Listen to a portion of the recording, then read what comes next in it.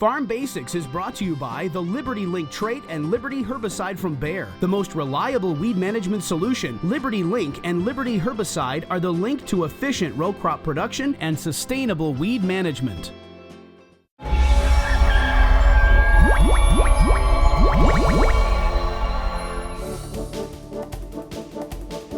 During our Farm Basics time today, we're going to talk a little about grass waterways, why they're important, and how farmers manage them during the year. Well, it's not very difficult for us on our farm to think about how important grass waterways are with all the rain we had in June. Wow, if we didn't have some grass waterways in place, what would be left in some of these fields? Well, his point is we'd have a lot more erosion, and that's the reason why grass waterways have always been put in by farmers, is because when there's a big rain and that rain is going to run across the top of the ground, it's going to carry soil with it. So not only do we want to slow that water down a little bit by having grass there, but also it's to catch any sediment, any dirt that may be washing out of the field. So these grass waterways are usually just at the low spots, in valleys, in between the hills. We do have quite a few of them on our own farm, but over the last few years there have been some disappearing around the country. Well, when you think about grass waterways, there's a couple things that you really need to have in mind. You may just think about the pretty grass on top of the ground, but when we're talking about this, it's perennial grasses. So we have very extensive root systems that are going to hold the soil in place. In addition to being that filter Brian talked about, as water moves across them, all the blades of grass sticking up are going to help filter out any soil that may be in that water and give it a place to rest down at the base of those grass plants. But I just think about that root system underneath. I mean, look along rivers and streams.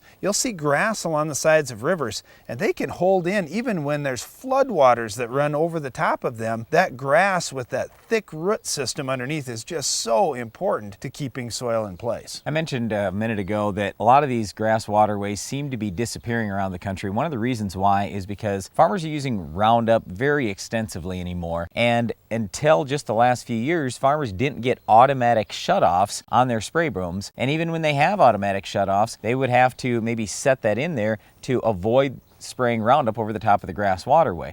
Well, Roundup does kill grasses, even perennial grasses. Now granted, sometimes all it does is kind of ding up the grass because there isn't a high enough rate to actually kill that perennial grass. But this is one of the things we run into even on our own farm, where we'll tell the guy running the sprayer, hey, just make sure you shut that boom off right before you cross the grass waterway. Well, it doesn't always happen. So we've actually had to go in and reseed some grass waterways and do some work that way. The other thing is we find that some farmers think, well, I don't necessarily need a grass waterway here or there if I'm reducing my tillage. And maybe that's true. So if a farmer isn't doing full-scale tillage, he's going to no-till or strip-till, then that also helps slow that water down as it's crossing the field, and it lessens the need for a grass waterway. Well, I just think people have a short memory. Maybe you get, well, like this year, we had a rain like we've never had in my lifetime, and you think, wow, I haven't had that rain in 40 years where I really needed that grass waterway, but guess what? It's going to come at some point. You may be in an area of the country where you say, well, we only get 10 inches of rain per year. Normally it's during this time of year and we don't have a big issue with erosion. Hey, guess what? It can still happen to you. You can have that 2-inch rainfall event that happens in